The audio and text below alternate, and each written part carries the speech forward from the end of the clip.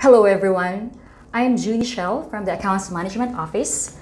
Welcome to the first ever webinar of Customs Policies and Operations. I am here to talk about Customs Accreditation. And before I present to you I give you my presentation, I'd like to give you a bit of information about what Customs Accreditation is. Customs Accreditation is a system that supports the needs of the BOC, the Bureau of Customs, for accurate information, reliable information of stakeholders, specifically those who are engaged in importation, specifically importers and tax declarants, the professional customs brokers. It gathers and maintains data that is needed by the Bureau of Customs as a risk management tool in its performance of its mandate, that is to generate revenue and to facilitate a fair trade. Over the years, enhancement measures were put in place to improve accreditation system of the Bureau. And just last year, the Bureau introduced Customer Care Portal System or ticketing system. It allows online submission of applications as well as monitoring of the progress of your applications. And in compliance with the ease of doing business, it simplified the list of requirements. And also, it shortened the processing period. And as of the moment, at present, the Customs Accreditation is handled by an ad hoc unit called AMO, Accounts Management Office, that is under the Intelligence Group. So that's a bit of information for you. And now, let's proceed with my presentation. I am going to discuss two topics, that is the requirements of accreditation of importers and brokers and the steps on how to apply for accreditation. Now, let's start with my presentation.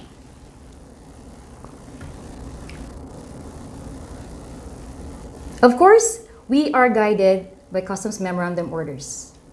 Under Customs Memorandum Order number 11/2014 and Customs Memorandum Order 31/2019. Now, these two CMO list down the list of requirements and the procedures of accreditation. If you want to check the contents of the CMO, this is available at our website at customs.gov.ph.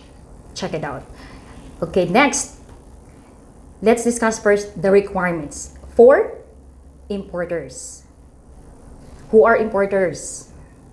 Importers refers to, it can be a sole proprietorship, corporations, partnership, or cooperatives.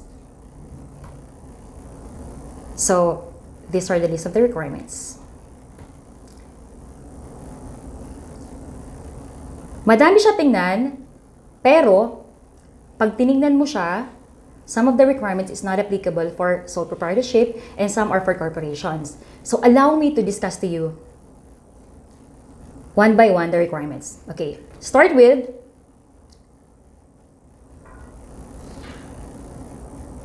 application form.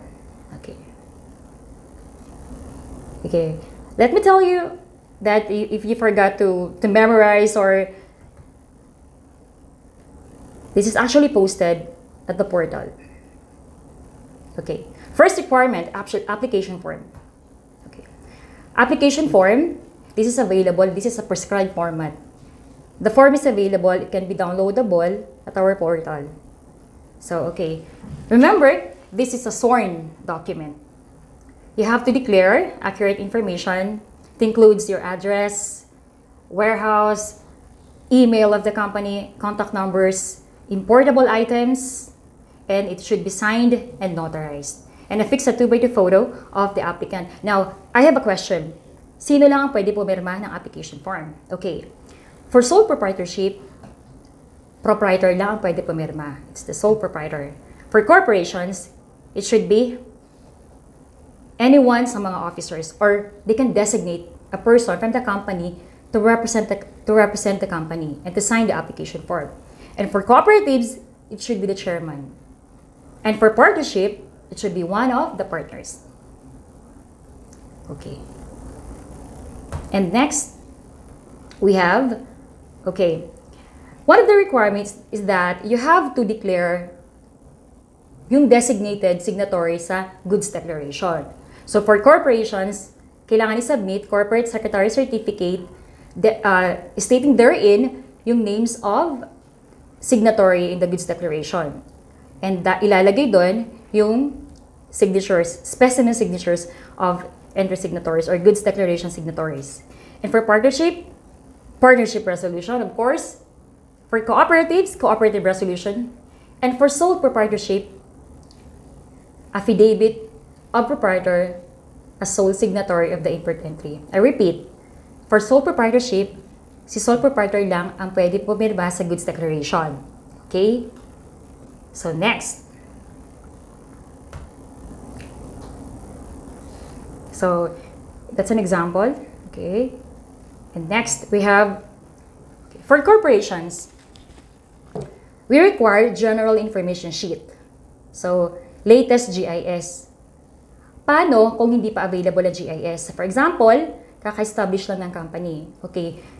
In lieu of the GIS, the corporation shall submit complete list of SEC Certificate of Registration, Articles of Corporation, Articles of Cooperative, and bylaws. Kapag walang GIS, yun. Okay, this is an example of GIS. Okay, it should be latest. Nandyan ang list of stockholders and officers of the company. Okay.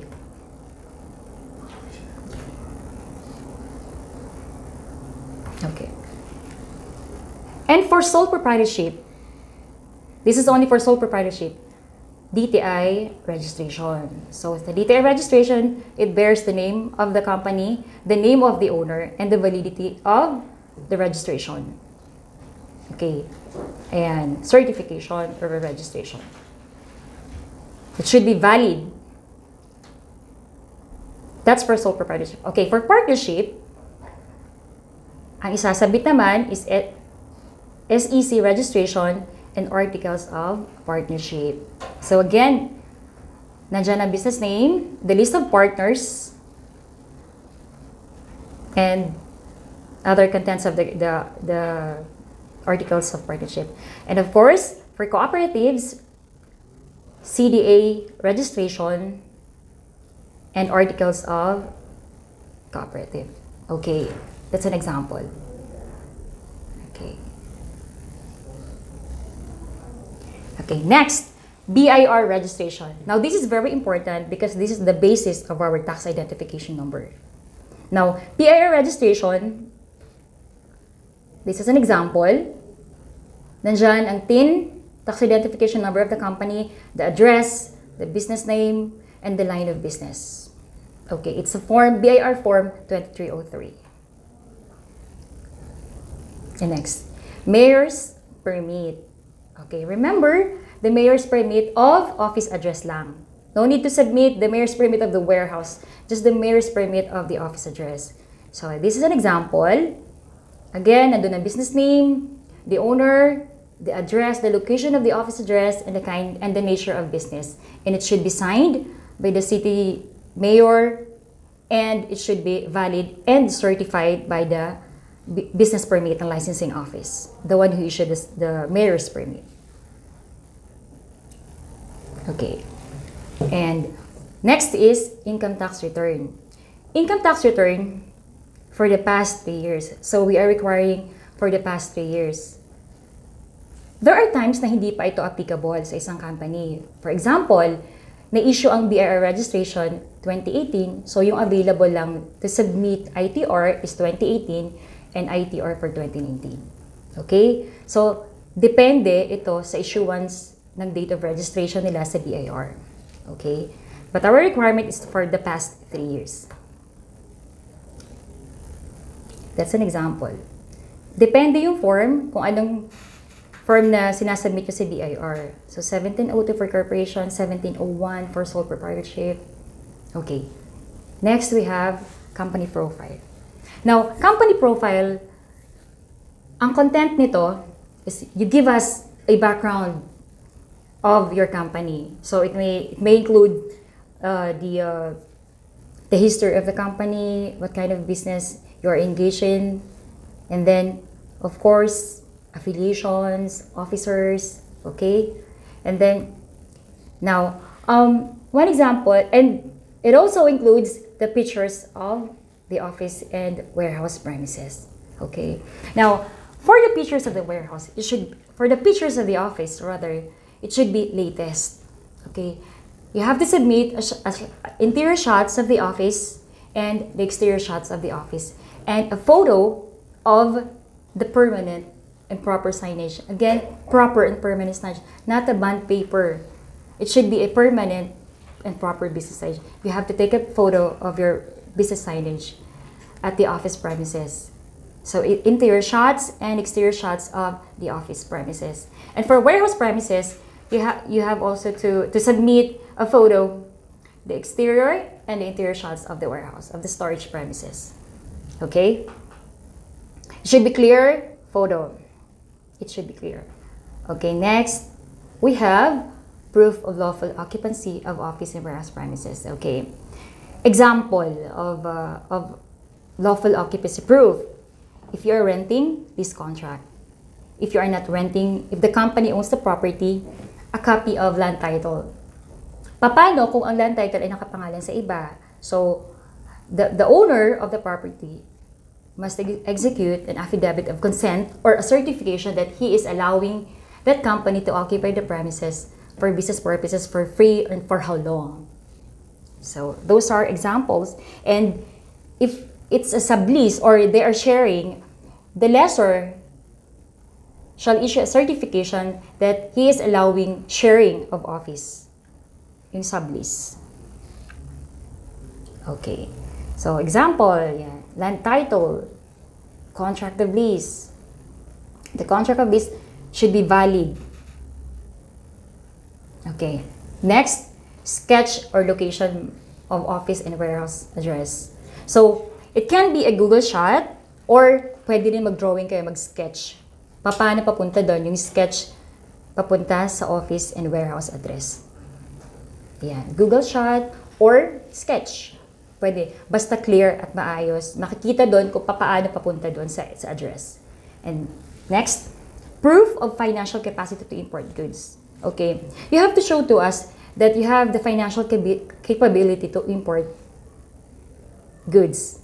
Okay. Example, bank certificate. Okay. And other example is credit facility. So, those are examples of proof.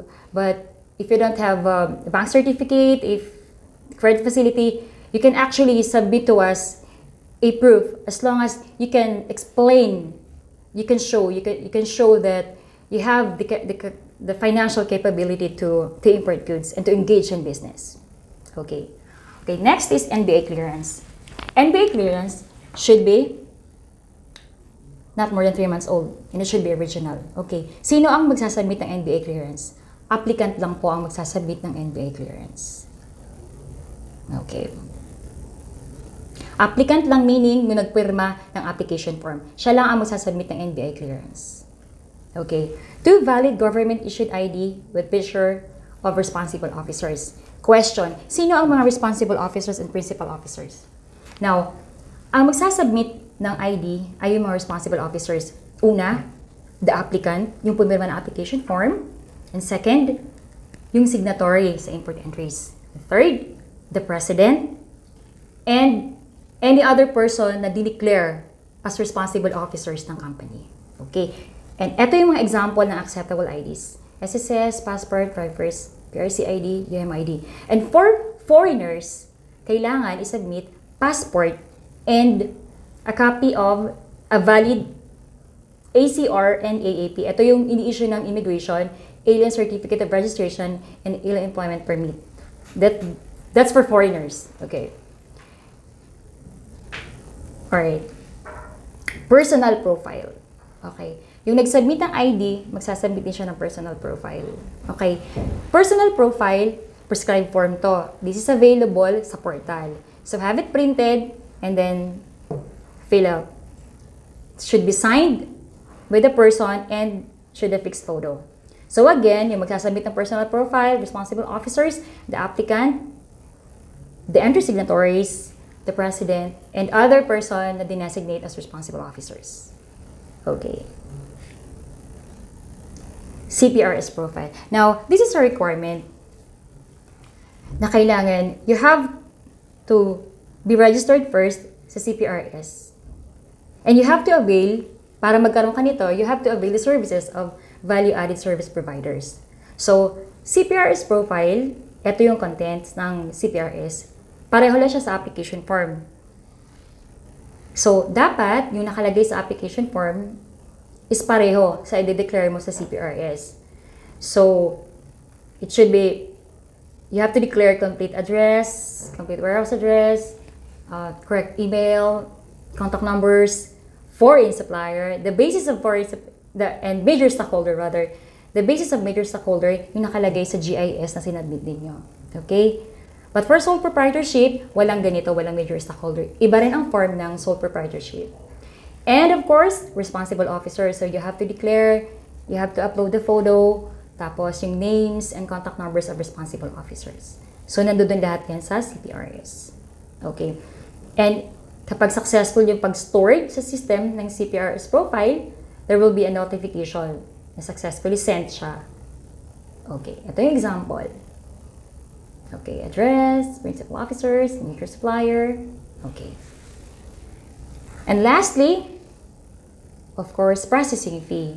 So we have 1,010 processing fee. So there are two options that you have kung paano magbayad ng processing fee. First, over the counter, you can pay at cash division of the nearest customs district. So all you have to do is print the order of payment. Nandun niya sa portal, i-print mo yung order of payment and then present it sa cash division.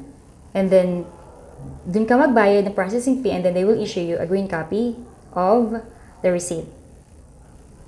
Or, pwede naman through PayMaya. So, kung gusto mo, yes, you can pay through PayMaya. So, sa application, you have to pay registration, accreditation fee through PayMaya. AMO will send you an invoice, tapos confirmation, and then print mo yun.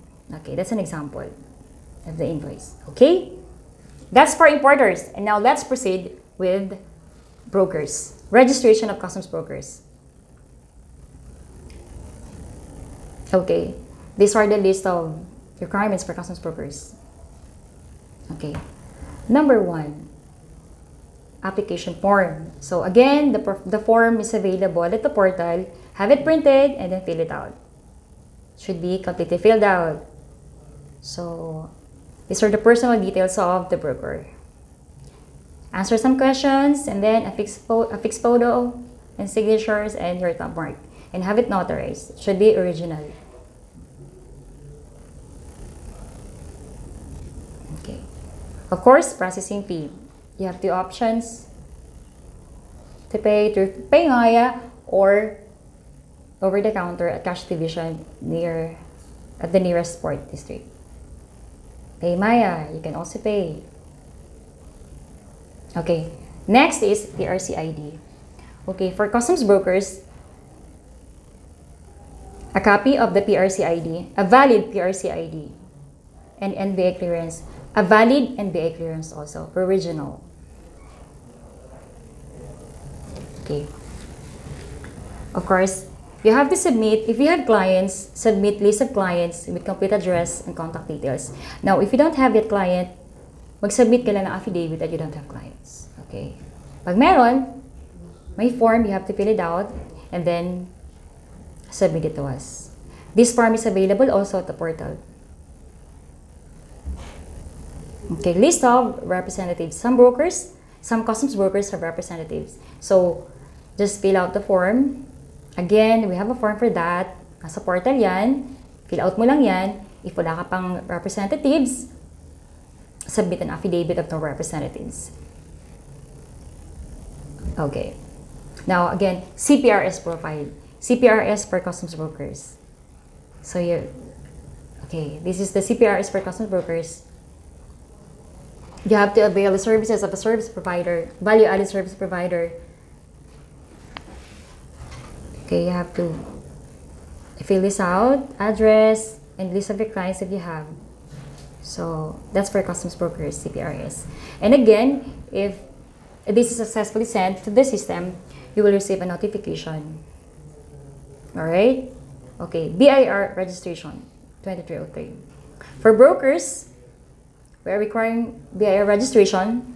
So, nandun ang name ng broker, the thing, and the line of business, customs brokerage. Okay. And ITR. So, ITR, for the past 3 years, if applicable. So, kung bago ka pa lang, kung 2019 ka pa lang, so 2019 lang ang ITR na sasabit mo. Just a copy of your income tax return. This is an example of ITR. For customs broker, so 1701. Okay. Okay, don't worry. Yung list ng brokers requirements, available din yan sa portal, as well as yung importers list. So, pwede nyo balikan yun. Yung listahan. And then lastly, requirements sa customs brokers is certificate of good standing issued by APO. As of now, it is the Chamber of Customs Brokers Incorporated who issue a certificate of good standing for customs broker. So, it should be latest. It should be valid. This is an example of a certificate of good standing. That's it. Okay. So, those are the requirements for brokers and importers. Now, where can we get the required forms? Again, sinabi ko kanina, it's available sa portal. So, client at customs.gov.ph. So, under FAQ, open mo yon, nandun lahat ng forms na prescribed format. So, application form, ito yung mga forms na pwede mo i-download na available. Ayan. For importers, application form, order of payment, ito yung pagbabayad mo sa OR, and then personal profile. For new brokers, again, application form, order of payment, list of clients, representatives, and personal profile. Alright? Okay. Let's proceed. Eto na. Kompleto ka na sa requirements. Now, let's proceed. Mag-a-apply ka na. Now, I'm gonna show you on how the steps to submit online application. Okay. Magsasubmit ka na ng accreditation. Okay. There are 2 steps na gagawin mo before ka makapag-submit online. First, you have to be registered. Okay. So, dapat may email ka na nakaprepare para mag-register ng user account mo. Okay. Ito. Pag nag-open ka sa portal, client.customs.gov.ph, ito yung lalabas. So, ayan. So, ito yung forms. Pakita ko. Yung forms, ito yung forms. So, i-show ko lang ha, yung kanina mga forms, ito FAQ. Ayan. So, nandun lahat. Nandun ang mga forms. Okay. So, ito yung favorite portal natin. So, i-open mo lang yung portal, yung client.customs.gov.ph, dun ka na rin magsasubmit. Okay, una, registration muna. So, okay. Open browser client.customs.gov.ph. Okay, ayan ang lalabas. And then, click mo yung sign in, lalabas yung account registration. Ayan. So, fill out mo yung registration. Ayan. So, you have to fill out the details, provide details, your email, and password. And then, after mo siya ma-fill out, click mo siya sa baba, register. Okay. After nyan, may confirmation. So, yung confirmation na yun, magbibigyan ka ng link sa email mo. So, to check it, to confirm your account, open mo ang email mo. And then, nandun yung link. Tapos, yan, account confirm. So, meron ka ng account sa portal. So, now you are ready to submit your application. Okay, step 3. How to submit application form. Now that you have an account sa portal, magsasubmit ka na ng application mo. Okay. Step 1. Again, ang ating favorite portal, client.customs.gov.ph, dun ka mag-open ng ticket. Now, pag in-open mo yan, dapat ready na yung scan documents mo. In-scan mo na all your requirements. So, eto. Sa lower part, open a new ticket. Sign in ka muna sa user account mo, and then mag-a-appear to, open a new ticket. Okay. Select topic or transaction. Halimbawa, mag-a-apply ka as importer. So, ipipiliin mo doon, new importer. Topic. And then, sa baba niyan, input ka ng issue summary. Ang ilalagay mo kapag importer, company name. Okay? Tapos, pag na-input mo na yung company name,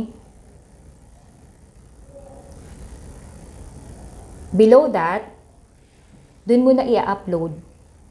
There is an icon there. Choose them. Ayun. Piliin mo yon, then i-upload mo yung documents. Now, I suggest sa pag-upload ng documents na it should be per subject. For example, application form, GIS, mayor's permit. Tapos, bawat isa, lalagyan mo ng label, yung file sa pag-upload. PDF file. Okay. Para organize. Okay.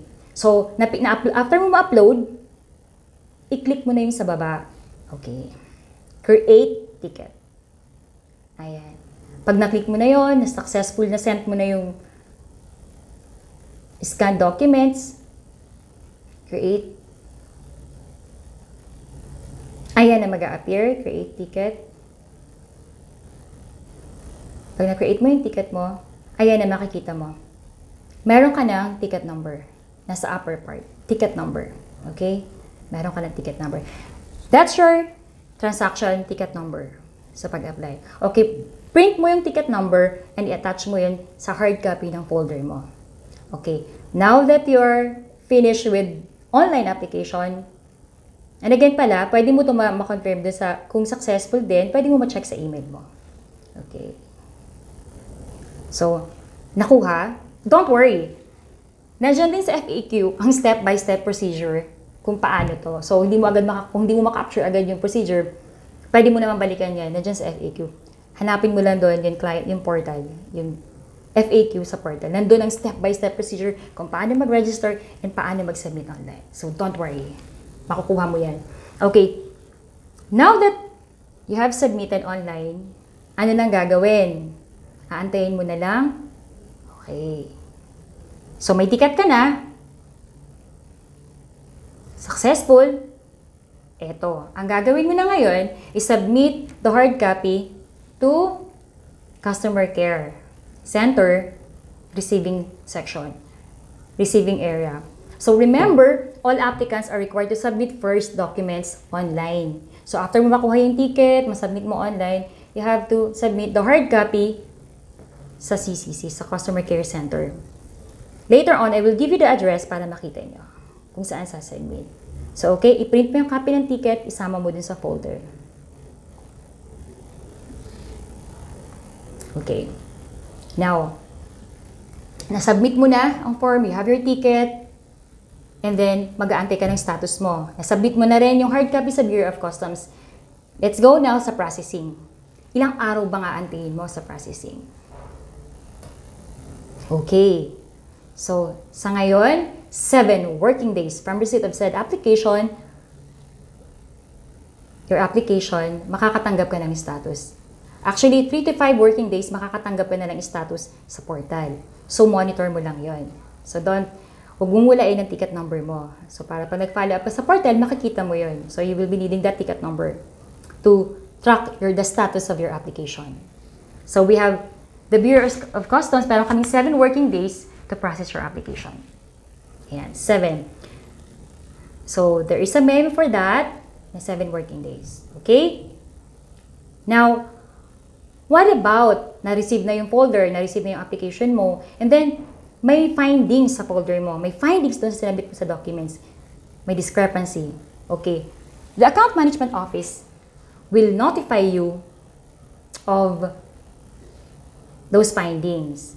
So, AMO will notify you within 7 working days to answer dun sa findings. Or if needed, submit documents. Now, within 7 working days, pag hindi mo siya nasubmit, the ticket will be closed, it will be disapproved, and you will be notified na disapprove yung application mo. And then, we will return the folder. Okay? So, ayan.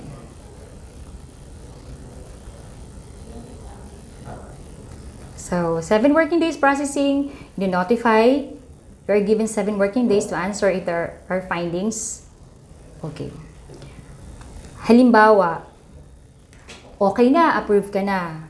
Pag na-approve ka na, Customs accreditation is valid for a year from date of approval. You will be issued a certificate of registration. Now, a certificate of registration is automatically generated by the system. So, once approved, you will be notified and you will receive a computer-generated certificate of registration. And then, the certificate of accreditation, makiklaim mo yun sa customer care center din, kung saan mo sinubmit yung accreditation folder, yung hard copy ng folder. Now, this is an example of certificate of registration. Ito na yung accreditation, yung certificate of registration. So it bears the CCN number, a unique number, and then your TIN, your company name, nature of business, and the expiration date. So remember, it is valid only for a year. So meaning, may renewal siya yearly. Okay? Okay. Now, take note of this information. So, ito yun. Ito yung portal, where to submit, and where to get the forms, and to submit the application, the hard copy of application form sa Bureau of Customs Customer Care Center, Amo Receiving Desk, Gate 3, Port Area, Manila. And also, the certificate will be released also dun din. And if you are outport, nasa labas ka ng NCR, the nearest district office. So, those are the requirements, those are the steps. Pwede nyo siyang balikan, nakapost yan sa portal. So, huwag natin kakalimutan yung favorite portal natin, client.customs.gov.ph, nandun ang FAQ, kung paano mag-register, kung paano mag-submit, what are the forms na pwede mong i-download doon, and then how to submit step by step. Okay? Those are the requirements. And so, take note of those information, and then, so as of September, Account Management's Office accredited 15,797 importers and 2,572 brokers. So, ayun. So, if you have questions, you may call this number. So, we have also our landline. Alright. Okay, that's it. Thank you for watching.